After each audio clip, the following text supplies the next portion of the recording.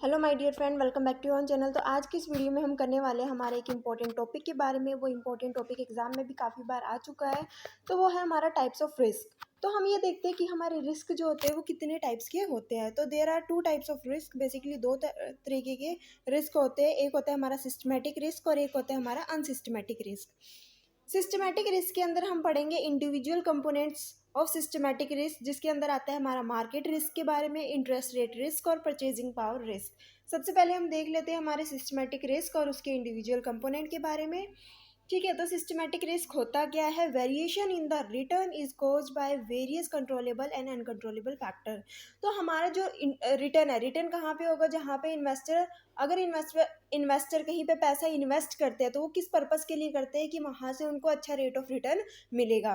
तो जो rate of return है, अगर उसमें वेरिएशन आते हैं, चेंजेस आते हैं, हमारा रेट बढ़ता है या घटता है, वो किस वजह से आते हैं? वो कुछ ऐसे फैक्टर्स की वजह से होते हैं, ऐसे फोर्सेस की वजह से होते हैं जो कंपनी के कुछ ऐसे फैक्टर होते हैं जो कंट्रोलेबल होते हैं और कुछ ऐसे फैक्टर होते हैं जो अनकंट्रोलेबल होते हैं।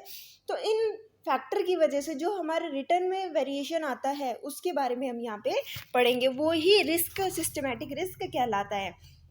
अब क्या कहा गया कि जो रिटर्न में वेरिएशन आना, वेरिएशन दो फैक्टर की वजह से आ रहा है, कंट्रोलेबल और अनकंट्रोलेबल फैक्टर की वजह से।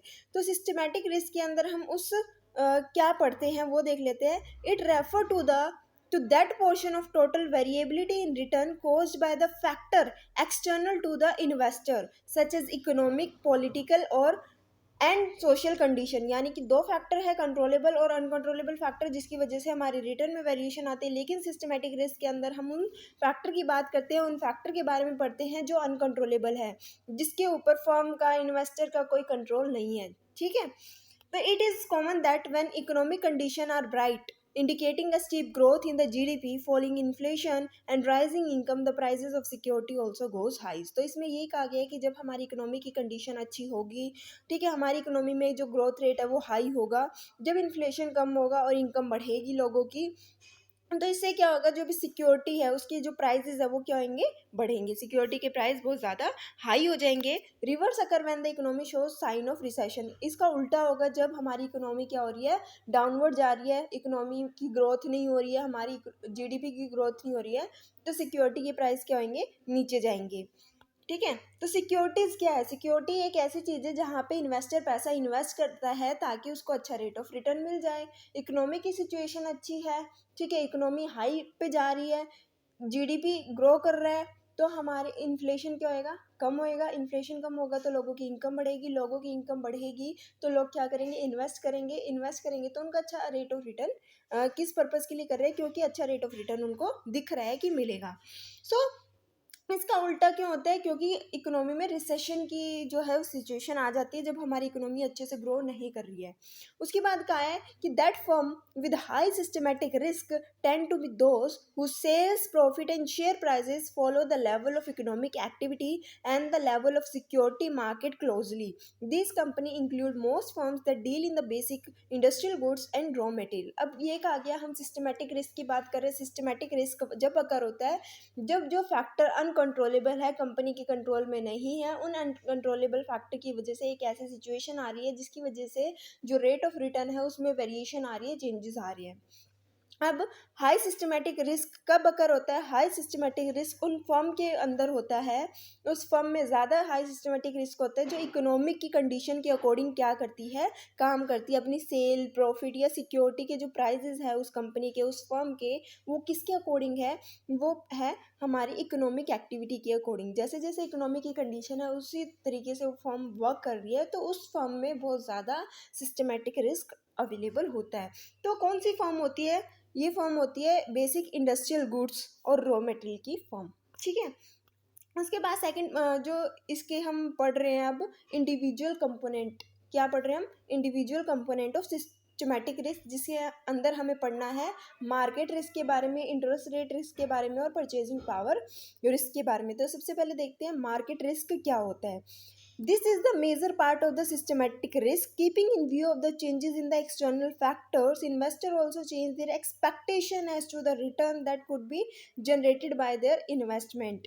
ठीक है, इसको एक बार पहले समझ लेते हैं मार्केट रिस्क क्या होता है। हमने कहा कुछ ऐसे अनकंट्रोलेबल फैक्टर होते हैं जिसकी वजह से रिटर्न में क्या आती है, चेंजेस आ रहे हैं। तो कुछ ऐसे एक्सटर्नल फैक्टर्स को देख के कि हाँ भाई सिचुएशन जो है, मार्केट की कंडीशन डाउनवर्ड जा रही है, इकोनॉमी हमारी ग्रो कर रही है, इकोनॉमी हमारी रिसेशन में जा रही है, ये सारी चीज़ों को देख के जो हमारा जो इन्वेस्टर है वो कुछ एक्सपेक्टेशन कर लेता है अपने रेट ऑफ रिटर्न के लिए, ठीक है। क्योंकि जो इन्वेस्टर होता है वो पर्सन होता है जिसने कहीं पे पैसा इन्वेस्ट किया होता है, तो वो हमेशा ये देखता रहता है कि मुझे कितना रिटर्न मिलेगा, आगे आने वाले फ्यूचर में उसको कितना रिटर्न मिलेगा, उसको जानने की उत्सुकता होती रहती है। ये किस तरीके से, किस बेसिस पे वो जानता है, इकोनॉमी की कंडीशन के अकॉर्डिंग। ये देखते हैं कि मान लो इकोनॉमी की कंडीशन अच्छी चल रही है, लग रहा है कि हर एक जो इकोनॉमी है वो ग्रो कर रही है, हर एक सिक्योरिटी के प्राइजेस बढ़ रहे हैं, तो उसमें पैसा इन्वेस्ट करेगा और उसकी एक्सपेक्टेशन बढ़ जाएगी कि हाँ मुझे भी अच्छा रेट ऑफ रिटर्न मिलेगा।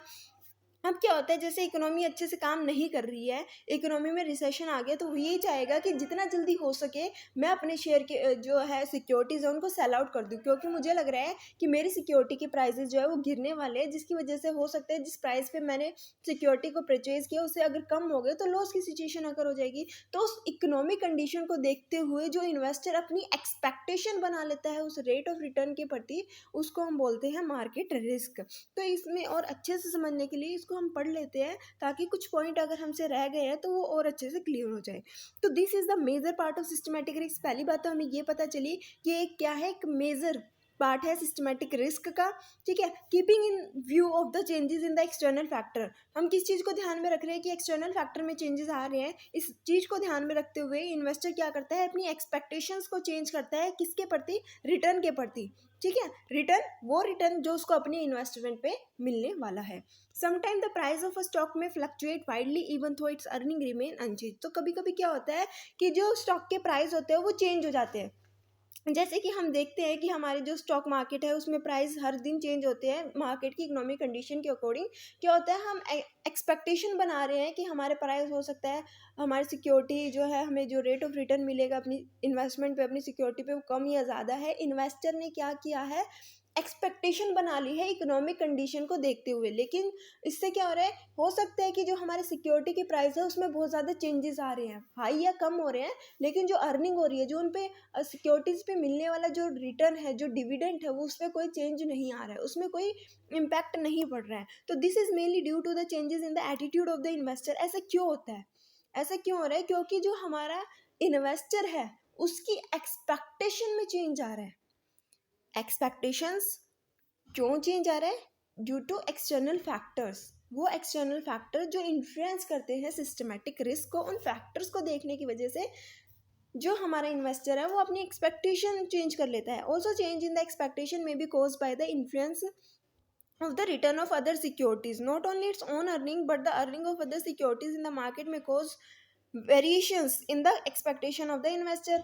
अब हमने एक पॉइंट तो पढ़ लिया कि एक्सटर्नल फैक्टर में चेंजेस आने की वजह से हमारा जो इन्वेस्टर है वो एक्सपेक्ट कर रहा है कि हो सकता है कि मार्केट की कंडीशन इस तरीके की है तो मुझे इतना रेट ऑफ रिटर्न मिले, अगर हो सकता है कि मार्केट की कंडीशन नीचे गई है तो मुझे कम मिले। तो ये एक्सपेक्टेशन एक्सटर्नल फैक्टर को देखते हुए बना रहा है। सेकेंड फैक्टर क्या है, और बहुत सारे इन्वेस्टर है, ज़रूरी नहीं है कि सबने एक ही चीज़ में, एक ही सिक्योरिटीज़ में इन्वेस्ट किया, एक ही इक्विटी शेयर में इन्वेस्ट किया है, एक ही जगह इन्वेस्ट किया, नहीं। हो सकता है कि हर किसी ने अलग अलग जगह, अलग अलग कंपनी में, अलग अलग सिक्योरिटीज़ में इन्वेस्ट किया होता है, किसी को कम मिल गया, किसी को ज़्यादा मिल गया, तो उनकी रिटर्न के अकॉर्डिंग भी, उनके जो रिटर्न मिला है उनको अपनी सिक्योरिटीज़ में, उन सिक्योरिटीज़ के रिटर्न के अकॉर्डिंग भी जो हमारा इन्वेस्टर है वो अपनी एक्सपेक्टेशन बना लेता है कि मान लो अगर उनको इतना रिटर्न मिला तो मुझे भी हो सकता है इतना मिले, क्योंकि इंडस्ट्री सेम है या फर्म सेम है या फिर इकोनॉमिक कंडीशन इस तरीके की है। दूसरों की सिक्योरिटीज़ के अकॉर्डिंग भी, दूसरों के रेट ऑफ रिटर्न के अकॉर्डिंग भी इन्वेस्टर क्या कर रहा है, अपनी एक्सपेक्टेशन को जनरेट करता है। तो इसमें एक्चुअली में डिफाइन क्या है, इसकी डेफिनेशन क्या है, it refer to a phenomena of variation in the expectation, variation in the expectations of the investor in respect of his investment, either due to changes in the return produced or anticipated from his investment or that produced or anticipated from investment by other investor। इसमें यही कहा गया है कि ये एक ऐसा phenomena है मार्केट रिस्क जहाँ पे रिटर्न में, जहाँ पे क्या आ रही है, वेरिएशन, वेरिएशन आ रही है, चेंजेस आ रहे हैं, किस में चेंजेस आ रहे हैं, रिटर्न में नहीं, एक्सपेक्टेशंस में। किसकी एक्सपेक्टेशन में, इन्वेस्टर की एक्सपेक्टेशन में चेंजेस आ रहे हैं, वेरिएशंस आ रहे हैं, जहाँ पे उसने पैसा इन्वेस्ट किया उसको लेके, कि क्या रीज़न है, क्या कारण है जिसकी वजह से चेंजेस आ रहे हैं। या तो दूसरों की जो सिक्योरिटीज़ है, दूसरों की इन्वेस्टमेंट को देखते हुए कि उन इन्वेस्टमेंट में कितना रिटर्न जनरेट हुआ, या फिर वो अपने खुद के क्या सिक्योरिटीज़ को देखते हैं कि हाँ मेरी खुद की सिक्योरिटीज़ पे अभी इतना रिटर्न मुझे मिला है तो आगे हो सकता है कि इतना मिले। ठीक है, तो वो एक्सपेक्टेशन बना रहा है अपने खुद के जो भी रिटर्न है उसको देखते हुए, दूसरों की रिटर्न को देखते हुए, या एक्सटर्नल फैक्टर्स जो भी इकोनॉमिक फैक्टर कंडीशन जो हमारी इन्वायरमेंट में चल रही है उसको देखते हुए। तो it is the reaction of the investor to security return and prices of his own and others. ठीक है, what causes market to fluctuate is the question for which answer is still evasive, यानी कि not clear. हमने पढ़ लिया market risk क्या होता है, मार्केट रिस्क होने का क्या कारण है वो तो अभी तक हमें क्लियर नहीं हुआ। अभी तो हमें ये क्लियर हुआ है ना कि जो हमारा इन्वेस्टर है वो अपनी एक्सपेक्टेशन को चेंज कर रहा है, कंडीशन को देखते हुए अपने खुद की सिक्योरिटीज़ पे रिटर्न देख रहा है, दूसरों की सिक्योरिटीज़ के रिटर्न को देखते हुए या इकोनॉमिक कंडीशन को देखते हुए अपने एक्सपेक्टेशंस में वेरिएशन आ रही है उस इन्वेस्टर की expectation. But what are the causes, what causes market to fluctuate is the question for which answer is still not clear. The initial decline in the market can cause the fear of loss among the investor, and then investors start selling their security as if they have a herd instinct. ठीक है, similar would be the tendency when the market is in boom. These overreactions of the investors sometimes cause crashes in the market. तो क्या होता है कि market में decline देखते हैं कि सिक्योरिटी के प्राइस गिर रहे हैं गिर रहे हैं गिर रहे हैं, ऐसा सोचते हुए जो है इन्वेस्टर जल्दी करते हैं कि और गिरने से पहले मैं इनको बेच दूँ। एक को देखते हुए सारे यही करते हैं। जब मार्केट में सिक्योरिटीज़ लोग बेचने लग जाते हैं, कारण क्या है, उनको ये लग रहा है कि सिक्योरिटी के प्राइस गिर रहे हैं या फिर आगे फ्यूचर में जाके गिरने वाले हैं, तो ये जल्दी करते हैं कि जितना पैसा लगाया वो निकाल लो, कहीं और शेयर के प्राइस गिर ना जाए और सिक्योरिटी के प्राइस गिर ना जाए। ऐसा सोचते हुए क्या होता है ना कि जो सप्लाई है मार्केट के अंदर, ठीक है, वो तो बढ़ जाती है लेकिन उसकी डिमांड कम हो जाती है, उस सिक्योरिटी की डिमांड कम हो जाती है, सप्लाई बढ़ जाती है। ठीक है, तो this over reaction of the investor sometime cause crashes in the market. उसके बाद आता है हमारा नेक्स्ट पॉइंट जो है interest rate risk. Interest rate risk क्या कहता है, सेकंड रिस्क की हम बात करते हैं सिस्टमैटिक रिस्क के अंदर। The root cause of this risk lies in the fact that the general rate of interest in the market are not static. They would be varying depending the supply of and demand for money. अब interest rate की बात करते हैं। Interest rate यानी कि जब कोई loan लेता है, ठीक है, जब कोई मार्केट से लोन लेता है जिसको पैसे की ज़रूरत होती है, मार्केट से पैसा बोरो करता है, तो क्या करते हैं जो भी इंस्टीट्यूट लोन प्रोवाइड करते हैं वो क्या करते हैं, उस प्रिंसिपल पे इंटरेस्ट रेट चार्ज करते हैं। तो उस प्रिंसिपल अमाउंट पे कितना इंटरेस्ट रेट चार्ज किया जाएगा उसको हम बोलते हैं इंटरेस्ट रेट रिस्क। अब जो भी पैसा डिपॉजिट कराया जाता है, बैंक में पैसा डिपॉजिट भी कराया जाता है, तो जो डिपॉजिट किया जाता है उस डिपॉजिट पे भी इंटरेस्ट रेट दिया जाता है डिपॉजिटर को।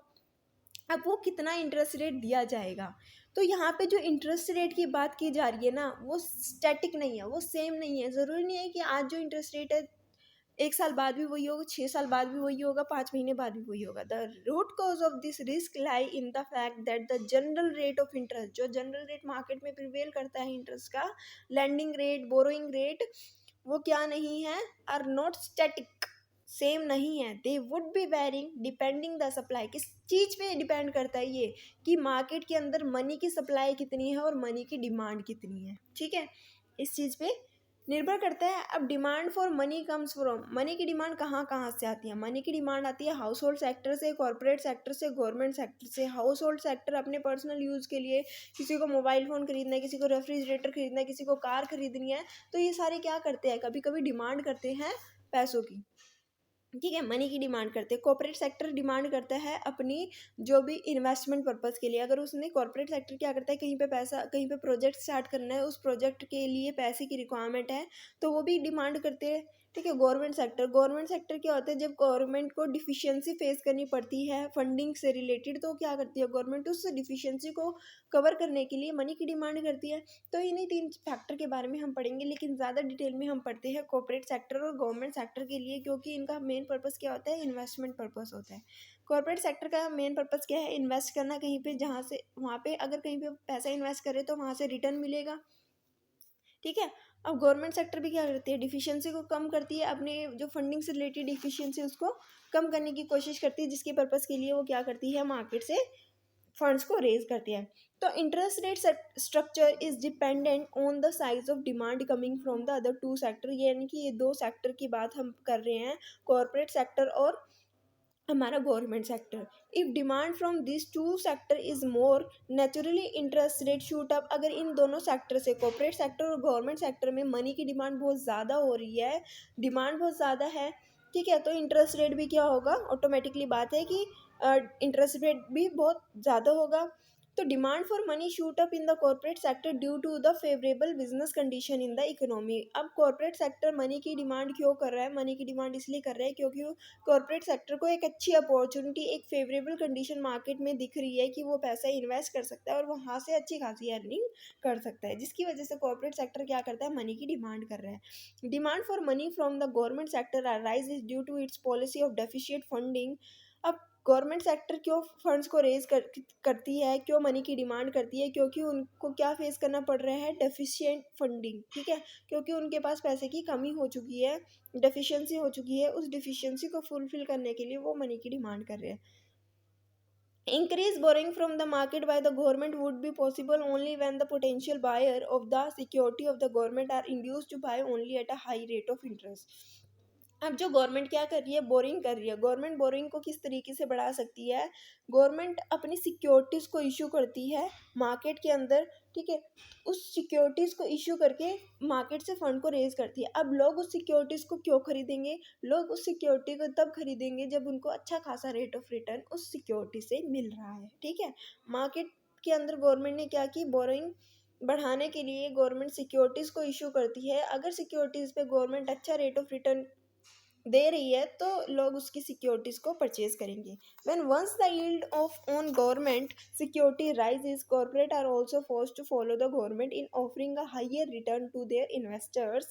Since the securities in government securities is considerable risk free, investors seek a higher compensation for their investment in corporate security as they involve higher risk। तो इसमें क्या कहा गया है, गवर्नमेंट भी पैसा रेज करना चाह रही है, इन कॉर्पोरेट सेक्टर भी पैसा रेज करना चाह रही है, तो कॉर्पोरेट सेक्टर और गवर्नमेंट की जो रेजिंग है उनमें फ़र्क क्या है, दोनों को फंडिंग की ज़रूरत है, ठीक है, लेकिन जो गवर्नमेंट के अंदर हम गवर्नमेंट की सिक्योरिटीज़ में अगर हम पैसा इन्वेस्ट करते हैं तो वो रिस्क फ्री होता है। लेकिन अगर हम बात करते हैं कॉर्पोरेट सेक्टर की, कॉर्पोरेट सेक्टर की सिक्योरिटीज़ में अगर हम फंड पैसे को इन्वेस्ट करते हैं तो वो क्या होता है, रिस्क उसमें ज़्यादा होता है।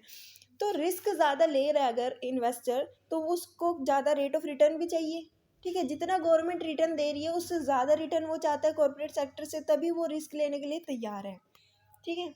तो direct effect of increase in the level of interest is to cause security prices to fall across a wide span of investment vehicles.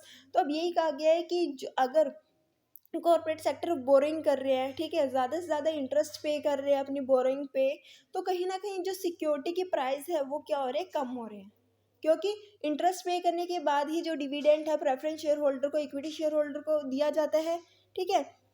अब जब इंटरेस्ट में बहुत ज़्यादा पैसा चला जाएगा तो बाद में सिक्योरिटी होल्डर्स को देने के लिए बचेगा ही क्या, बाद में कॉर्पोरेट सेक्टर अपने जो सिक्योरिटी होल्डर्स है, ठीक है, उनको क्या देंगे।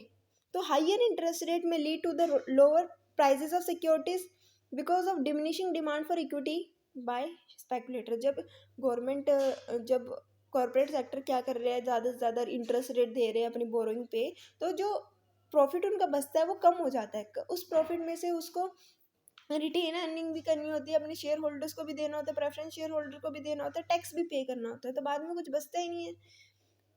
इसलिए जो इक्विटी शेयर होल्डर्स है वो क्या करते हैं, उस इक्विटीज़ की, उस कंपनी की इक्विटी की डिमांड कम रखते हैं, क्योंकि उनको पता है कि अच्छा रेट ऑफ रिटर्न तो मिलेगा नहीं, क्योंकि ज़्यादा से ज़्यादा पैसा, ज़्यादा से ज़्यादा प्रॉफिट तो इंटरेस्ट पे करने में निकल रहा है।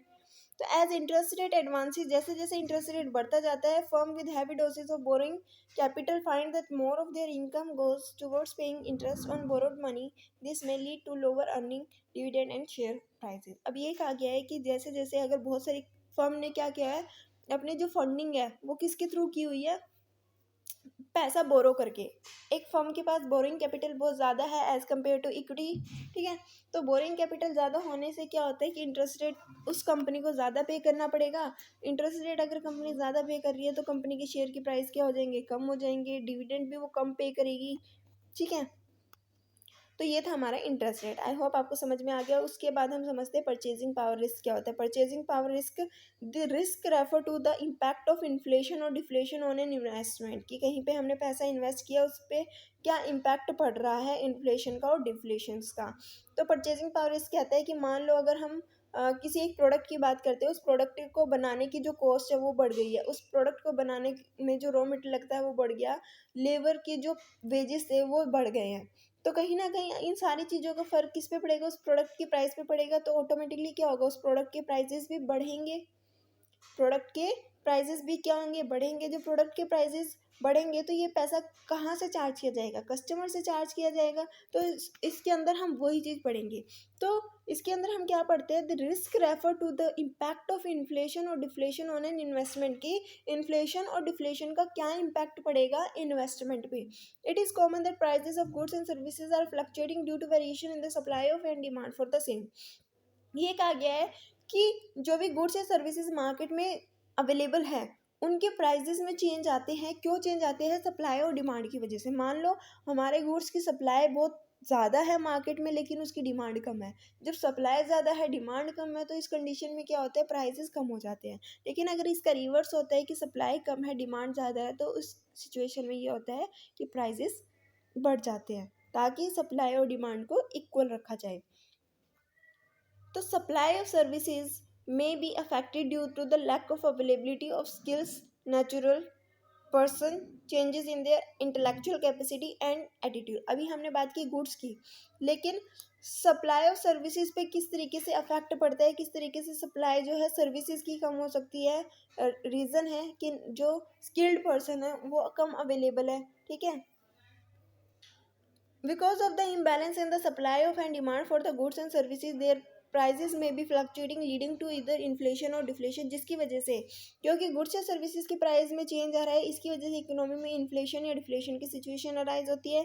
तो decline in price is understood as deflation, यानी कि अगर प्राइस बढ़ते हैं कमोडिटीज़ की प्राइस क्यों बढ़ रहे हैं, सप्लाई कम है डिमांड ज़्यादा है, इन दोनों को बैलेंस करने के लिए गुड्स के प्राइस बढ़ गए। जब गुड्स के प्राइस बढ़ जाते हैं तो इकोनॉमी में इन्फ्लेशन आ जाता है। जब गुड्स के प्राइस घट जाते हैं, कम हो जाते हैं, तो इकोनॉमी में डिफ्लेशन आ जाता है।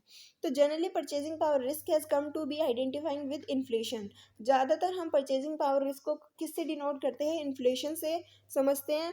The more widely recognise source of inflation are rising cost of production, excess demand for goods and services relating to the supply. तो मेन कारण क्या होता है इन्फ्लेशन का मार्केट में आना, यही है कि कॉस्ट, जब भी हम गुड्स या सर्विसेज बना रहे हैं तो उनके रॉ मटेरियल के प्राइस बढ़ जाना, लेबर के जो वेजेस है उसमें बढ़ जाना, ठीक है, उसमें राइज आ जाना।